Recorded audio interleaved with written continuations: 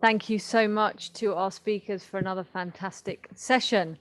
And I'm going to go straight to Dr. Schwartz and ask you, will an EDS diagnosis affect children's ability to get life insurance in the future?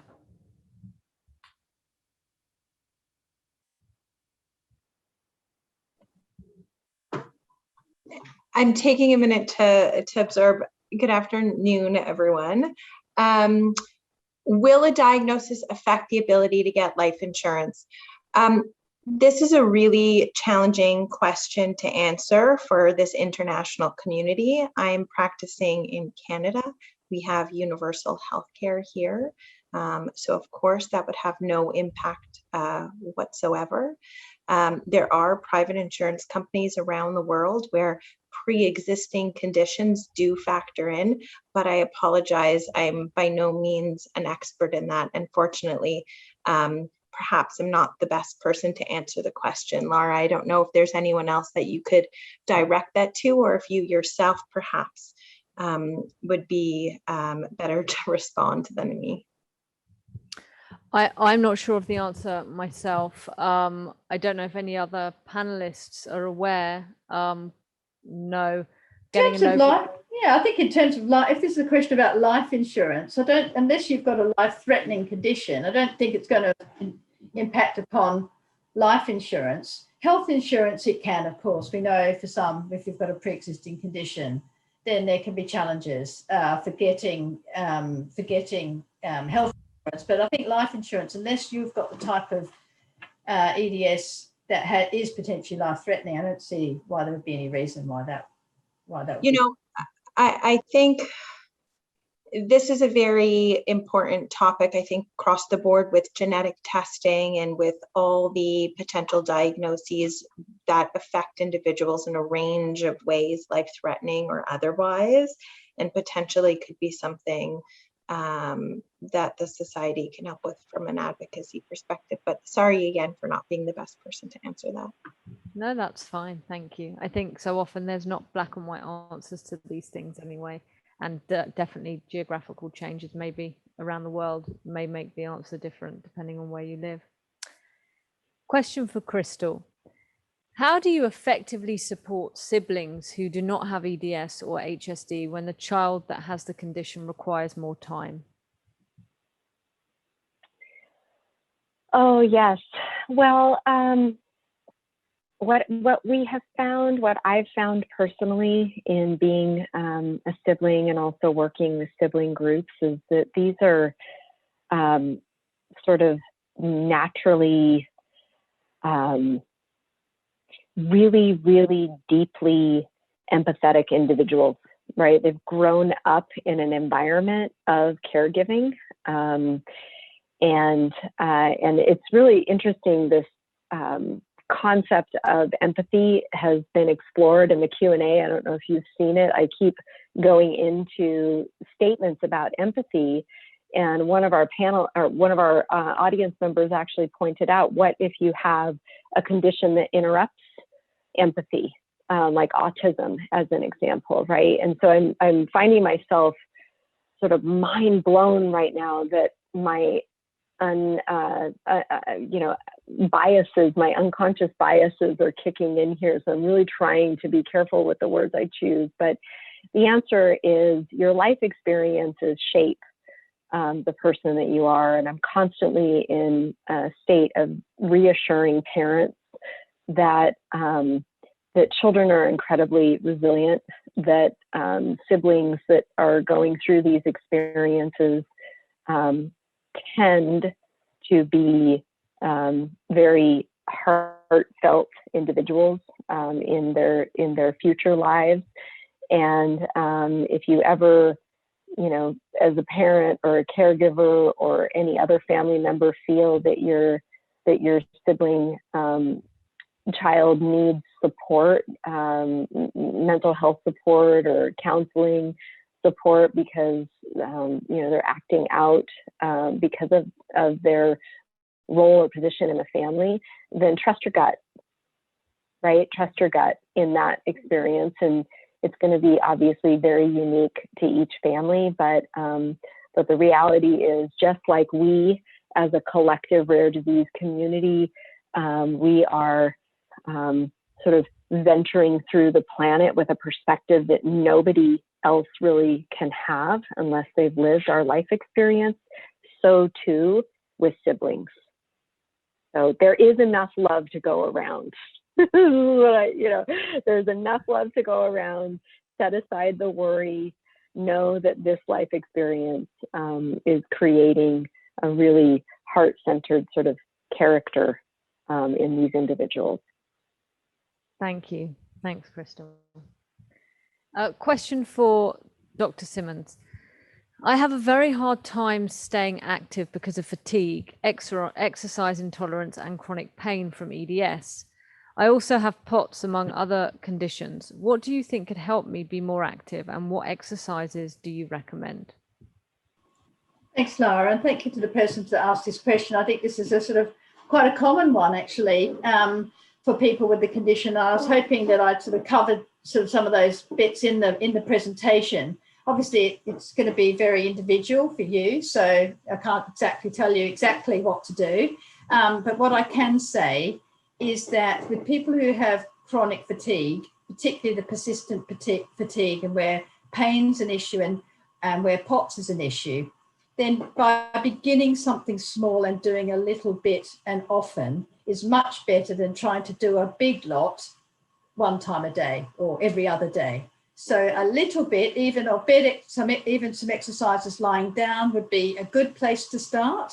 So that might be just, working on the circulation, getting the legs moving, getting the arms moving, seeing if you can get up into a sitting position and possibly doing some things there. But it might just be, I've had patients who have only been able to do 10 or 15 seconds of exercises to begin with, who've been able to graduate it. So the most important thing is to do a little bit and then have a rest and then do a little bit later. So you start to build up the rhythm rather than doing one big lot.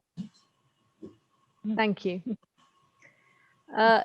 Question for Katya. What is the most important thing you've learned on your journey so far? Oh, good one. I think that health and wellness, like your own health and wellness, is sort of supersede absolutely everything. For me, I kind of put work, and I was very much a perfectionist and just kind of put and also kind of quite a people pleaser, so kind of always putting on kind of maybe other people first and stuff, and that kind of just led to the kind of, for me, it kind of led to me kind of spiraling to get worse and worse till obviously when I was diagnosed. So I wasn't really coping by that point. So I think just by the constant focus on your own health and wellness, for me, is probably the thing that I've learned the most. Thank you. Question for Sarah. How can we help children cooperate with the limits they needed to protect them, especially when it makes them different from their peers?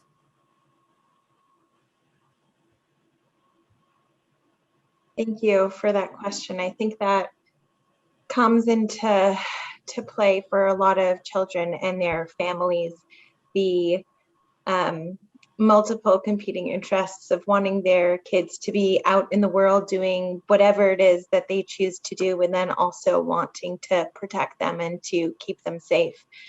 I think the approach to that involves a first risk assessment of what the activity may be for that individual child. And that can be a decision that's made within the family or with their healthcare providers, depending on the circumstance. So deciding whether a particular activity would in fact be appropriate, what they could use potentially to temper those risks. So example, skin coverings potential if the skin is the reason for concern in a particular activity. So trying to troubleshoot that. And then if the need is there for them to potentially not participate participate in activities or participate in a different way. I think to include the kid in a conversation that is developmentally appropriate so they could understand what is going on. I think it'll still be difficult if a child can't do something that they want to do and that their peers are doing, but trying to, again, determine what's appropriate for that particular child, to find ways to temper the risks and to consider what alternatives there are for that child, and then to tell them what is going on and include them in that conversation as appropriate, I think is just good practice, because these issues unfortunately will continue to arise throughout the lifespan. And Katya can speak to her experiences of what she chooses herself now to do or not do.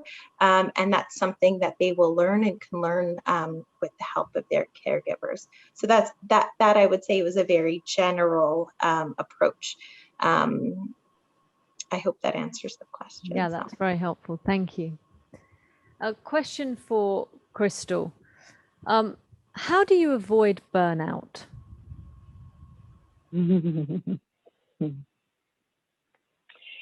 So I'm glad I have an opportunity to answer this question, because even Jane, you mentioned earlier, just these tiny little steps, right? Starting with 15 seconds of exercise. And I would say it's the same thing, starting with 15 seconds of mindfulness, right? This becomes a practice.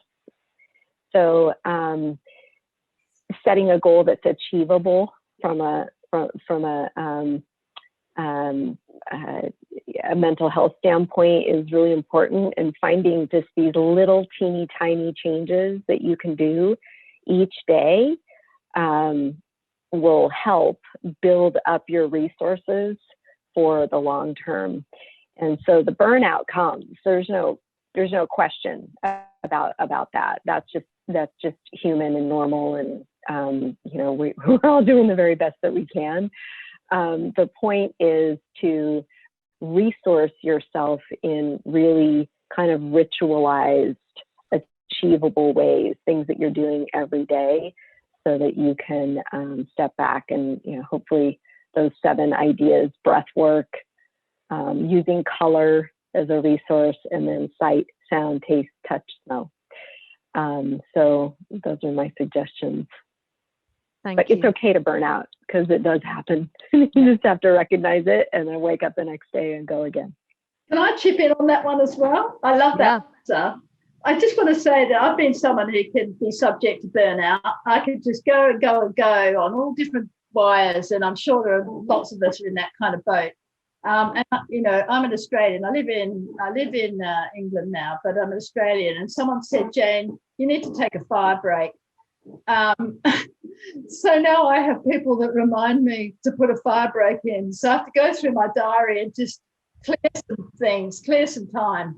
And I just, it's in there as a routine thing now, because otherwise you just go and go and go. And then by the end of it, you just think, oh, conked out before you know it. So I'd advocate for fire breaks.